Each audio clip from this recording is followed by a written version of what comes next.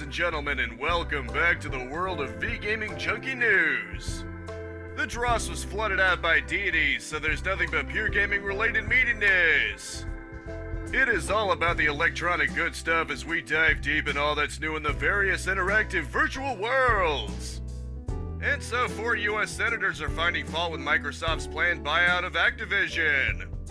Specifically, Elizabeth Warren, Bernie Sanders, Cory Booker, and Sheldon Whitehouse wrote a letter to the FTC detailing some pushback to the idea. However, this isn't related to antitrust. They just believe the accusations against Activision regarding its sour workplace environment could become worse with the buyout. The CEO of Activision, Bobby Kotick, was also accused of covering it up, and they think he might get a big fat payout as the deal. Activision denies the concerns and says the CEO has no special compensation arrangements. Beyond all this, I find it interesting how the major companies, especially Sony and Microsoft, seem to be sucking up companies wherever they can. Considering Microsoft already has ZeniMax, which also got them Bethesda and id Software, it'll be interesting if they actually got Activision too. Maybe we'll actually see that Call of Doom after all. I'm joking, of course, but it's peculiar the way things are working out in the video game industry. In other news, CBS attempted to censor the Angry Joe show. Yep, as Angry Joe said himself on Twitter, it seems his review of the second episode of the Halo TV series was blocked on YouTube. Yep, more DMCA abuse for your viewing pleasure. Yet another sign that this show clearly isn't a massive dumpster fire. Now the block was swiftly reversed, but just the fact that they had the nerve to do it in the first place speaks volumes. Hey companies, Streisand effect. I keep mentioning it, but it seems it isn't getting through to you. FYI, when you try to silence something, you only make it stronger because it shows you have something to hide.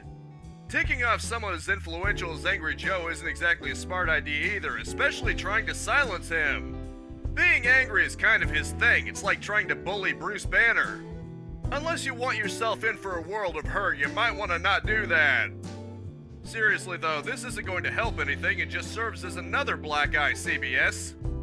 If I were you, I would really quit while I'm ahead. And so Fortnite is being sued over a dance move. Yep, this probably sounds familiar to those of you in the know since this was done before. However, this time there's a slight difference. Unlike the Fresh Prince of Bel-Air case, the dance in this case was actually successfully copywritten. The So Long dance has a video of it side by side with the dance found in Fortnite, and it looks pretty dead to rights.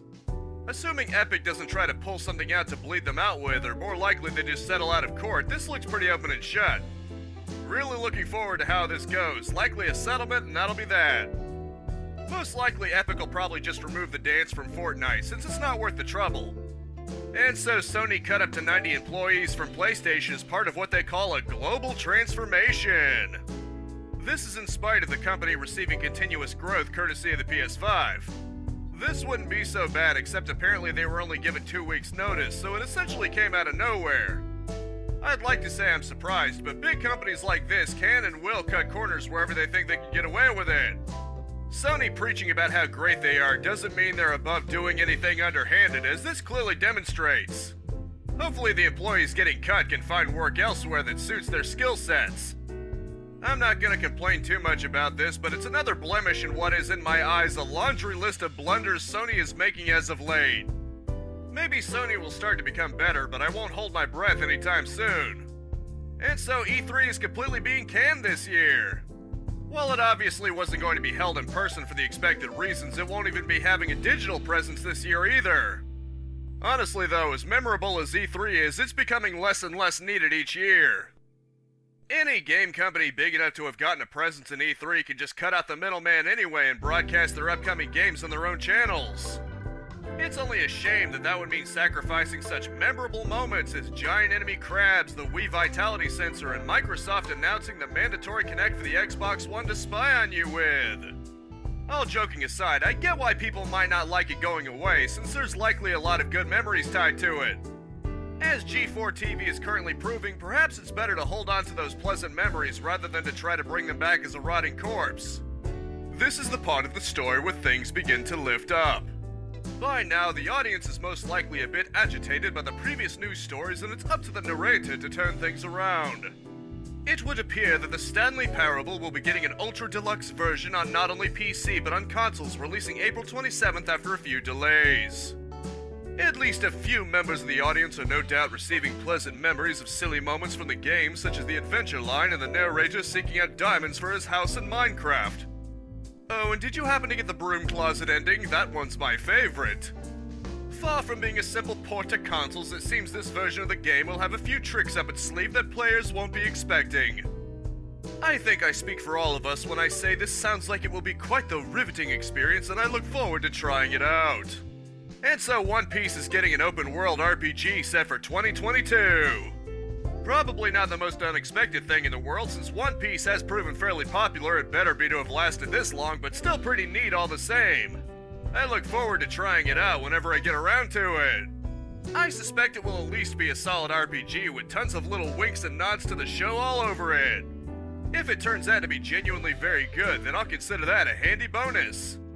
Given it's a brand new story that is being worked on by series creator Oda, I have high hopes for the writing at least.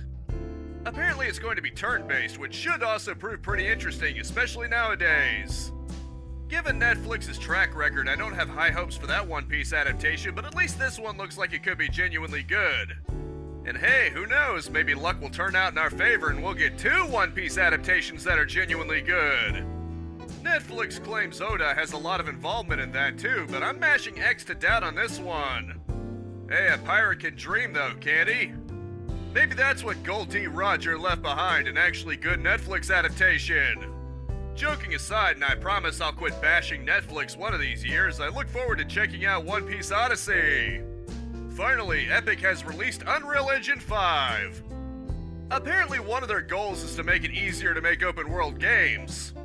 Given that the Outer Worlds, as much as I enjoyed it, sort of had to awkwardly segment its worlds into load chunks, it'll be great to see a more streamlined way to do it. It'll have assets as you would expect, both free and paid for, as well as tech demos. From the looks of things, it definitely looks current gen, which is to say pretty freaking incredible. This will certainly be very good for game developers, especially any interested in the Unreal Engine. Let's just hope we get a lot of games out of it that are actually fun to play and aren't just a pretty face. And as always, from the page of Games Radar, it's time for the latest round of release dates fresh out of the oven. Starting on the 8th is Advanced Wars 1+2 Reboot Camp for Switch and Dream Vibe for PC. The 12th starts with Back 4 Blood Tunnels of Terror DLC for PlayStation, PC, and Xbox, as well as Biota for PC. It wraps up with Uragan and Abyss for PC. The 14th starts out with Bush Hockey League for Switch and Cat Cafe Manager for PC and Switch. It wraps up with Crime Site for PC and Tormented Souls for Switch. The 15th just has Tano Milestones for Switch, while the 20th has Ember Knights for PC and Star Wars The Force Unleashed for Switch. Finally, the 21st has Enuchard for the 4 current platforms, Lumot the Master Mode Chronicles for the Old Band of 4, and Veilone for PC.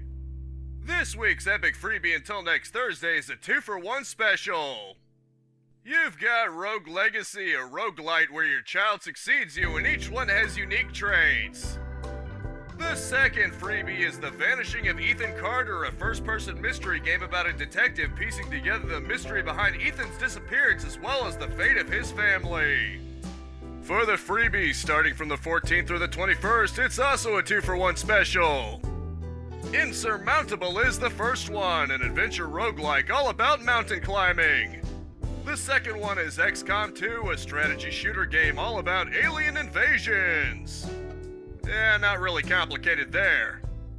And as you may have expected, that rounds out this news week. I hope you all enjoyed and were well enough informed. And as always, I Let's Play every single day, 10 a.m. and 2 p.m, live stream Mondays and Thursdays unless otherwise specified at 4:30 p.m, and I swap between game news and game reviews Fridays at 6 p.m. Of course, that's Eastern Standard Time. You can always subscribe and hurricane spin that bell icon if you don't want to worry about keeping track of time zones. A like is always appreciated for those algorithms, but I just hope you genuinely enjoyed yourself, and that is it for now. Thank you so much for tuning in with me. Spread this video around like the boundless ocean, and I will see you next time. Capitalize on life, peace out, have a good one, and I'll see you next time.